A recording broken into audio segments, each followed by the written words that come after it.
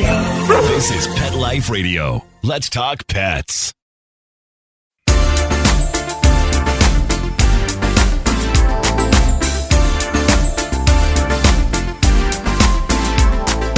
Rappaport to the rescue with award-winning animal advocate Jill Rappaport. Hi, welcome to Rappaport to the Rescue. I'm Jill Rappaport, and we will be talking about horses, the well-being of them, the people who care for them, train them, love them, and protect them. Today, I am so honored to have two of the most special people in the equine world. In fact, I featured stories on both of these amazing folks in my book, People We Know, Horses They Love. They are true animal welfare advocates for our equines. My first guest is Buck Brannaman. Now, if you know that name, and how can you not, the movie, the documentary, The Horse Whisperer, was based on Buck and his training techniques and how he literally takes horses that I believe, and I want to make sure I get this right, he said that people have horse problems. Well, he said it's horses that have people problems, and we'll talk to him about that. But he has trained, retrained amazing horses to make them calm, sweet, and everybody's best friend. And he's truly amazing, his techniques, what he does. And if you saw the movie The Horse Whisperer, starring Robert Redford, you know that that is a true art, and there is only one horse whisperer, and it's our guest today, Buck Brannaman. And then we will also be joined by Neda DeMayo. This woman is incredible. She is responsible for the 501c3 Return to Freedom, an amazing organization that protects our wild horses, mustangs, burros, makes sure they're fed and literally saved from all of the scary, frightening things that are going on in the world right now. Ned is an amazing woman. In fact, Robert Redford is on her board. These two people have done everything in their lives to protect horses, and I'm a true fan, and I'm in awe of both of them. So when we come back, horses, horses, horses, Buck Brannaman and Neda DeMayo. Stay tuned. Take a bite out of your competition. Advertise your business with an ad in Pet Life Radio podcasts and radio shows. There is no other pet-related media that is as large and reaches more pet parents and pet lovers than Pet Life Radio. With over 7 million monthly listeners, Pet Life Radio podcasts are available on all major podcast platforms, and our live radio stream goes out to over 250 million subscribers on iHeartRadio, Odyssey, TuneIn, Stitcher, and other streaming apps. For more information on how you can advertise on the #1 pet podcast and radio network, visit PetLifeRadio.com/advertise today. Let's talk pets. Let's talk pets On Pet Life Radio. Pet Life Radio. PetLifeRadio.com.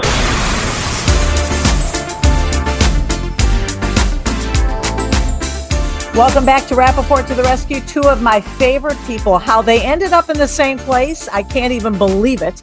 But I am sitting here looking at, and I'm so jealous for all of you listeners out there, I'm looking at Buck Brannaman, the king, the horse whisperer, and Neda DeMayo from Return to Freedom. What the heck? How did you guys end up together in Montana at this conference? Well, Mr. Kriegel contacted me, a few months ago and asked me if I would come to this conference. And honestly, if it hadn't been for the fact that he contacted me personally, I'd have said, I'm busy. I can't really do it. Because most of the time I say no to that kind of stuff. But well, tell us what kind of conference it is for our listeners. You are two of the greatest horse people. You protect them, you train them. Both of you are just involved with such incredible work for equines. Why are you both there? Well, it's really all about promoting this new revolution in horsemanship that is, really taken hold the last 40, 50 years, but it seems to be gaining momentum. And it's a conference for everybody to put their heads together and figure out how we can grow this style of horsemanship that, obviously is very fitting to the horse. And I always say if the horse got to make up the rules, how you'd work with him, it'd probably be pretty similar to what we're doing. Well, Buck, I was fortunate enough to get to know you many years ago. We had an event at my ranch. I actually had just brought in a horse I was trying out.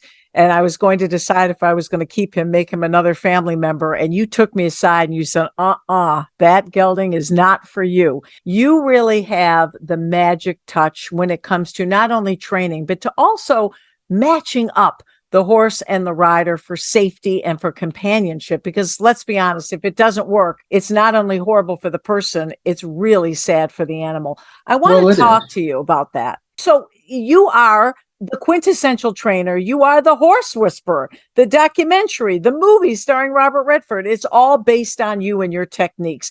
Tell us about what you do for these animals. Well, I was talking about it this morning in a lecture that I did, that a lot of people are trying to do the best they can to rescue horses. And it dawned on me when I was thinking about it, when I was thinking about my teachers, most people don't really understand how many horses they rescued because of all the people that they changed in how they work with horses. So that means that rather than just one person save a horse or two from a bad situation, that their influence and then their influence on other people and the way they work with horses saves thousands. So true. So it's really it's a little different angle to looking at the rescue situation, but certainly has a giant ripple effect that's really positive throughout the horse world. Well, Buck, you've never changed your style, your demeanor. I mean, you are a true diehard cowboy, down to earth, don't like the fuss, the muss. And when you came to my house, I just couldn't believe that you are exactly what we've read about you, what we've seen on screen. And Robert Redford portrayed you in the movie The Horse Whisperer. And we talked about this at the time. You were kind of like, yeah, it's okay. But it really didn't faze you what it was to make a movie basically based on your life. Yeah, I had fun doing it. Redford asked me if I was really enjoying it when we were working together that summer.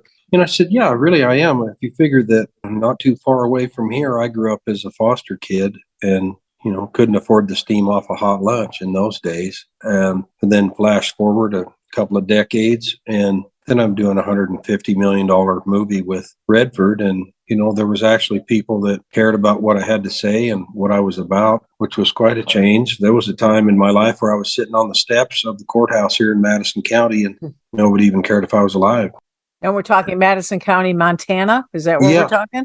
Yeah. There was no one stepping up to claim me. I needed a rescue.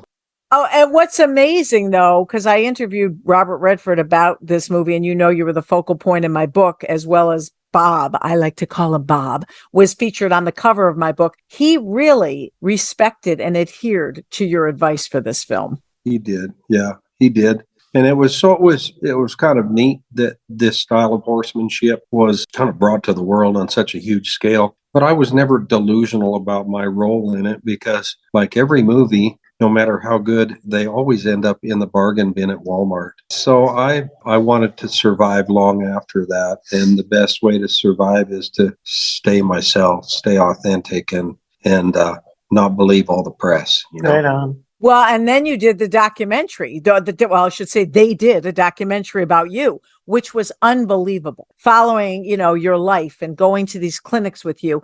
And I learned so much about horsemanship and the connection of the person with the horse. And there's one saying, and I try to remember it for the top of the show here, but what's your saying that I love so much, that people come to you with horse problems, but you tell them that you treat horses with people problems. Is that right?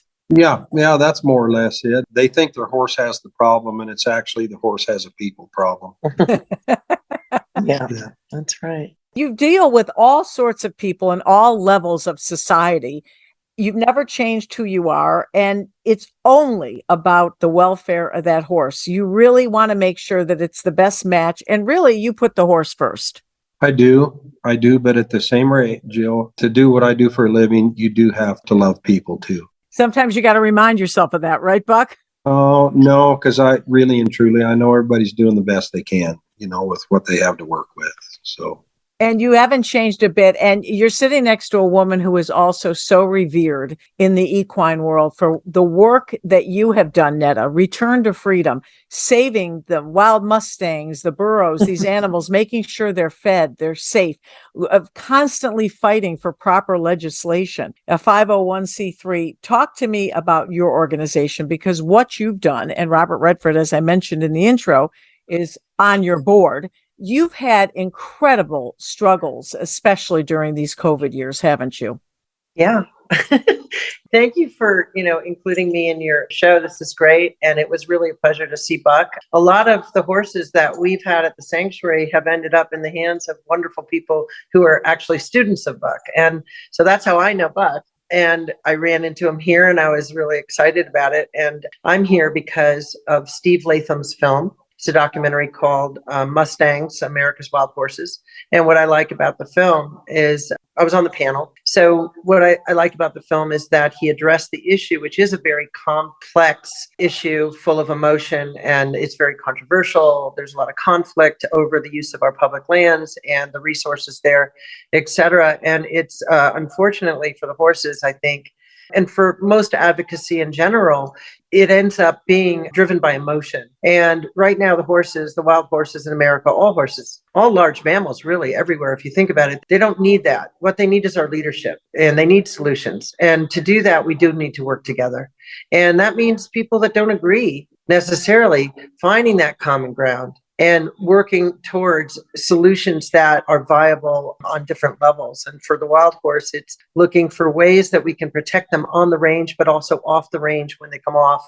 Because when that wild horse comes off the range and they get into the system of the adoption programs, et cetera, they're not going back out there. So that's when you start to need to have enlightened horsemanship, and you need to have people that really do love the connection with the horse and are into building that relationship, because we are all social mammals and we thrive on connection, and we need that. Like the work what Buck was saying is just, it was a wonderful way to put it. And just the more people that have the skill set and the heart, it's a heart condition, really. All this is a heart condition.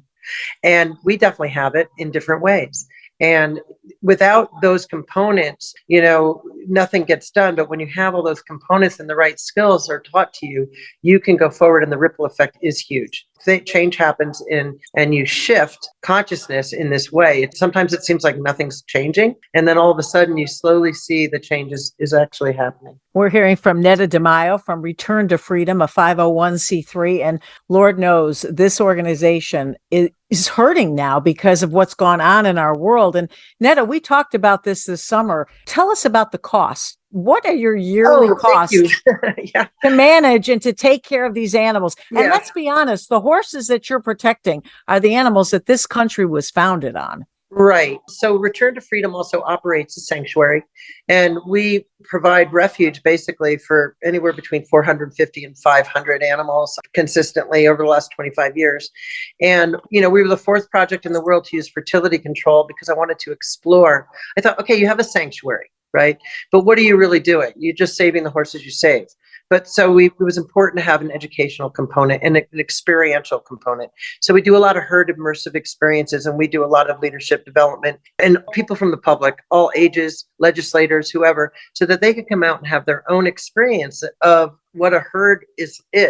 Horses live in herds, and how they suffer in different ways by the ways that we manage them, and whether they're domestic or wild. So trying to help people have their own aha moments and to adapt different ways to manage their own horses in their lives, et cetera.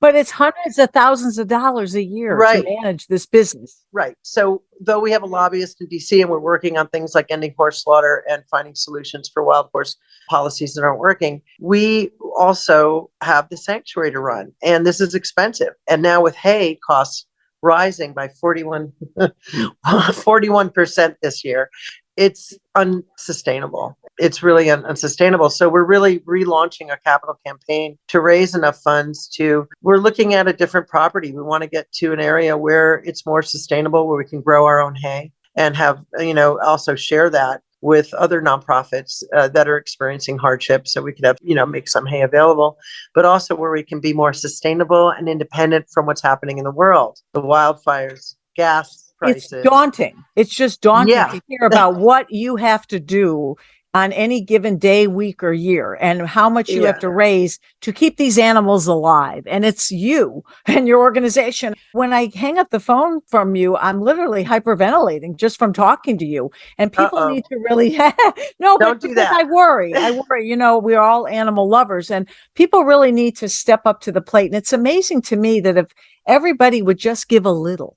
I always Yeah, say, if yeah, you can donate absolutely. even $1, everybody give Yeah. $1 or donate their time or whatever, we'd make such a difference for these animals in need. And Buck, what you have done, giving back, you take animals that basically have been discarded, that many people have just chalked off and could end up in slaughter or put to sleep because people think they're too dangerous or they're just not suitable for anything. And you've turned their lives around, haven't you?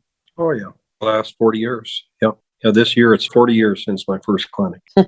And what your clinic is, and if you're lucky enough to go to a Buck Brannaman clinic, and I have all his tapes and videos, and I studied them over the years, it's an amazing experience to be in a clinic with this man, because he literally teaches you how to get in touch with your horse and how to feel and understand the horse's emotions and how the horse can learn to understand you. And it's a magical, unbelievable process. Even though there are other people that claim to be semi-horse whisperers, you are the original. You're the true blue and original horse whisperer. You have to admit that, right, Buck? Well, you know me, Jill. It's not like I go around Shooting your horn. calling myself. Well, I'll toot it for you. You are the original. This Yeah. is the OG. You heard it here, folks. Yeah. Well, Buck, without, and again, you're such a modest guy. I'm looking at you now with your cowboy hat. And you're just very laid back. You never like to blow your own horn. That's what makes you so special and why I adore you so much. But let's blow that horn a little bit, because you really have changed the lives of so many people and animals through these clinics. Talk to me a little bit about what you do. Well, way back when I was pretty young, when I was a kid, I was always drawn to horses, always around them. And when I went to live with my foster parents originally, I didn't speak to anybody for probably 4 months. Didn't say a word to anyone, because at the time I felt like if I didn't communicate with anybody, then it didn't really bring me any trouble. Nobody bothered me. They all just left me alone. So I wasn't unhappy not speaking for 4 months. I was fine with it. That would kill me. But my refuge was the horses. My foster parents had horses, and I worked with them, as little as I knew. I did all I could, and they were kind of my safe place to go. And I guess I've spent the rest of my life trying to pay them back for what they did for me. And they really did give you a life, didn't they? Oh, indeed. Yeah. Anything that's come of my life that was good, the horse had something to do with it. Right on. That's so beautiful. Yeah. And you used to travel, when I saw you the last time, you used to travel with one horse in particular that was kind of like your guide horse. Is he still alive? I'm almost afraid to ask. He is. No, he is. He's retired now, just in belly deep grass and having the time of his life. And I, of course, have a trailer load of new ones that I'm hauling. Day after tomorrow, I'm driving to West Virginia with them. Well, what's amazing about you, and if people who remember the movie, this horse had been damaged due to the one with Robert Redford. It was Scarlett Johansson's debut. I mean, that was her first film. And she had a terrible accident. She and her girlfriend were out riding at 4 a.m. in a snowstorm. A truck hits them. I couldn't even watch what happened to those kids and those horses. But needless to say, the horse was completely traumatized and was deadly dangerous for her until they connect with the horse whisperer. They drive out west and meet Robert Redford. And at first he's thinking, this is crazy. This horse is just too dang dangerous. Have you ever come across a situation, Buck, where you just had to say, can't do anything for this one? No. Never. There's been so many over the years that I used to try to find the horse that maybe this just wouldn't do him any good.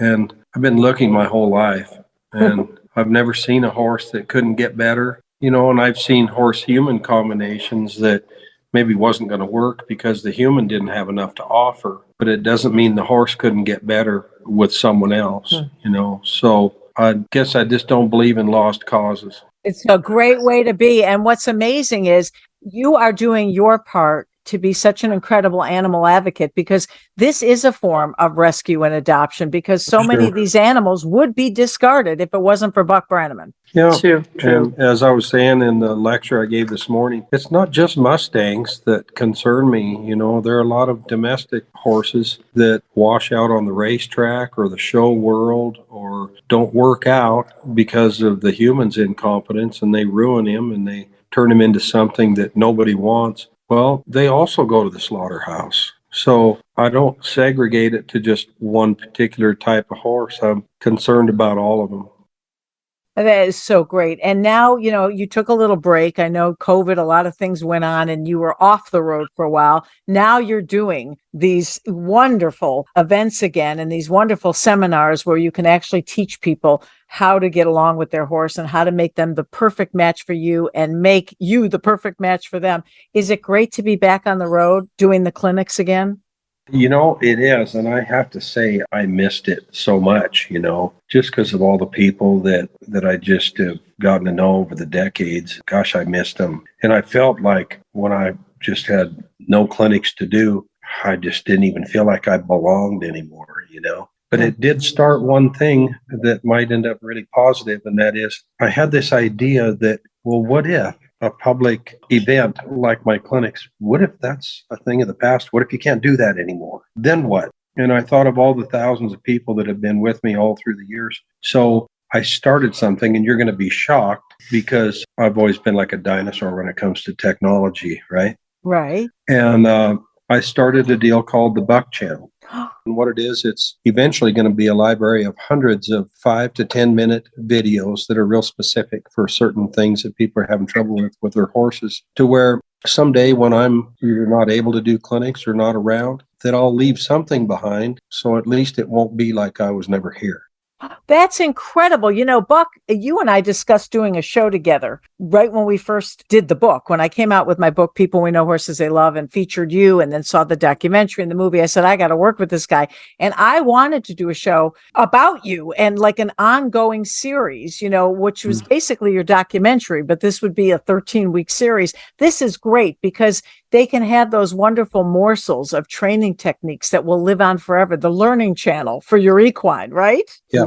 Where can we see this? You can just Google thebuckchannel.com. So you do it on your own. Isn't it great? New technology. You don't need to go to a network poncho, right? You can do it yourself. Yeah, exactly. And when you and I first met, even that technology wasn't there then, in terms of being able to deliver videos and have you be able to actually see it on your phone, put it back in your pocket and go back to riding your horse, you know? You know, Buck, we should share something. We were also both very frustrated with the bureaucracy of the business. And we both talked about this at length because there was a couple year period in your life where everybody was coming at you for deals and offers, and everybody wanted a piece of Buck Brannaman, and you felt a little overwhelmed and a little taken advantage of, which we've all felt at times. Now you're the master of your own domain. Yeah, and it's really relatively simple now. I shoot the videos and we put them on the website, and one day maybe there'll be 1,000 videos on there. So yeah, I'm going to be able to leave something behind when I'm not able to do it anymore. And I wish my teachers had been able to do that, but there wasn't that technology then. So yeah, I know you're shocked to hear that I'm finally embracing technology. But I want to know what your wife and your beautiful daughter Riata say about this. I love it. I can't believe it. I think Riata still thinks I'm a dinosaur. I'm just a reluctant dinosaur. Oh, well, and Neda, I want you to tell our audience how people can reach out and help you with your efforts for these amazing animals. Thank you. Yeah, they can visit returntofreedom.org and they can follow us and like, share, and follow on social media. Our handle is at Return to Freedom. And there are so many ways to be involved. And as you said, a lot of people giving a little really helps. Even $25 a month, which is less than $1 a day, does so much. Become a recurring donor. That helps a lot, especially to make up the difference with these current hay cost challenges. And you have Redford on your board. You have a very impressive board. Are they giving you the support you need? What keeps you going? Well, you know, it's a lot of people doing a little and doing what they can, and then some people giving a lot. And we have a small but mighty team. I'm not alone. and everybody loves what they do. And the daily care of the animals at the sanctuary it's a never ending job, but we love it. And one of the things that I'm really excited about right now is transforming the way that we manage the land by implementing holistic grazing management methods that we're learning about from Roger Savory. And I'm watching the results of it on some of my friends' ranches, and it's mind blowing, really. And I look at these things as this is the way that we need to be looking at the problems we're facing in these drier areas, especially in the West. And it's not the animal's fault. They're actually part of the solution if you just change the way we're managing them. So I'm looking forward to sharing more of that as we grow and looking at the improvement on our sanctuary through those methods. And we also have a conservation effort. I just want to mention this. For some rare strains, we have 100% pure and strained Choctaw ponies, and we have some very 100% pure and strained Spanish Mustangs. And a lot of these horses can be adopted. That's what people want to know, because even at the Hampton Classic, when I did Adoption Day, and you had a representative there from Return to Freedom. One of my board members. Right. Yeah. Everybody says, oh, that's such a beautiful horse. But when we ever ask about one of them, we never can adopt them. These horses you can adopt. Yeah. And, their Mustang is not a breed. It's, depends on where they were captured. And that history of the horses there would represent what strains, what breeds and bloodlines are in them. They've just adapted to their rough habitats, and they've returned to a natural state over the years. And they're a free wild horse. But can I ride a wild Mustang? I mean, once they're gentled, yeah.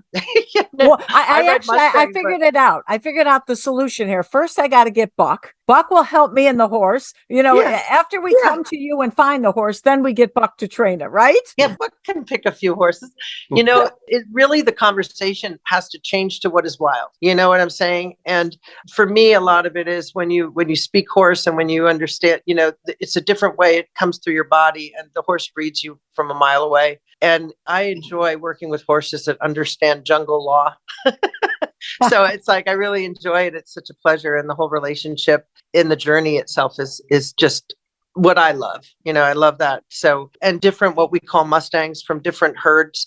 They have different characteristics, obviously different phenotypes and whatnot, but some of them have a different mindset. And there's some that are easier to work with in the sense of getting to a place where you're going to ride them than others. Our common ground, Buck and I, is that I don't believe in lost causes either. So I think that's where we fight.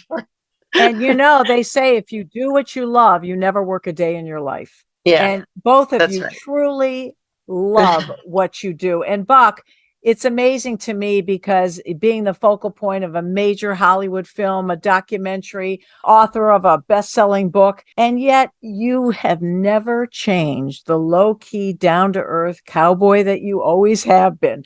What do you attribute that to? Nothing has changed you along the way. I don't know. I guess I just don't believe my own press. Any validation that I feel like I need to feel okay about Buck comes from the horse. I always appreciate when people say nice things for maybe what I've spent my life doing. I appreciate it. And I want people to like me as much as the next person. But the validation I get comes from my horse or the horses I work with. And I'm very content with that. Have you kept in touch with Robert Redford? It's been a little while, but when I was at Sundance for the documentary, I wasn't going to bother him or anything, but he looked me up and took me to dinner one night, and we had a nice visit. And yeah, he's a good guy. I have to say, there's nobody like him. On August 18th, I just reached out and sent his assistant, because I'm not sharing thoughts out of school here, but he doesn't use the internet. He writes personal letters, which I happen to love.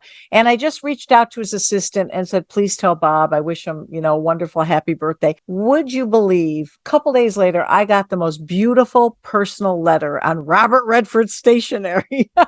I mean, what a class act, right? Yeah. Love him. A very thoughtful man. I don't get to see him too often, but I certainly look at him as a friend. And to have a movie starring one of our greatest talents of all time based on your life, does it get any better than that? No, I guess as far as the movie business goes, They always say, the only job you can start at the top is digging post holes. But actually, the movie business, I kind of started at the top. That was where a lot of people would maybe try to wrap their career up as well. I did a big movie with Bob Redford, and that's where I started. And of course, then it's not my interest to make my life working in movies. But I thought to myself, all the starving actors and writers and producers, I thought, what's so hard about this? Have they reached out to you for other shows? Because I would think you would be a natural for Yellowstone. Kevin Costner should be calling on you. They haven't yet, but there was a couple of people asked me, they said, would you be interested in, doing some kind of a guest thing on Yellowstone? And I said, yeah, heck yeah, why not? Awesome. That'd be great. So, we'll see.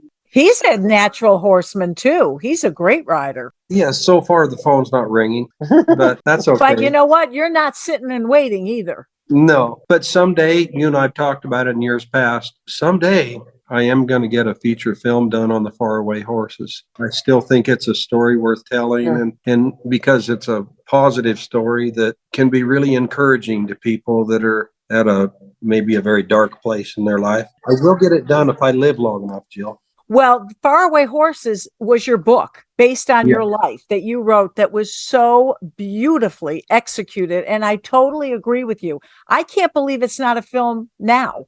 Maybe they thought it was too close to The Horse Whisperer and they wanted to give enough time in between.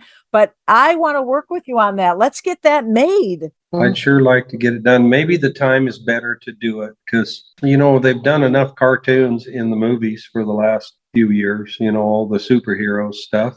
And I enjoy watching them, but I sure do like a well-told story. Who would you like to play you in this one? I'm not really sure. I'm not really sure yet, but I've thought about some people. I know who would play my dad in it, which is obviously a pretty sinister character, but complicated. Who would that be? Chris Cooper would be. Yeah. Oh, because we've seen him be funny and serious and diabolical and terrifying, and he'd have to be all of that in the same character. Chris Cooper, he would be my first pick. He was great in Seabiscuit. He's a great horseman too, natural with the horses. And he was fun in The Horse Whisperer. I really enjoyed him. We spent the whole summer together. Right. So someday, if we ever get a chance, ever get the dough put together, do that movie, I'm probably going to say, hey, Chris, you remember that summer years ago that I kept you alive on a horse all summer long? All right, I'm calling it in. Calling your chit in.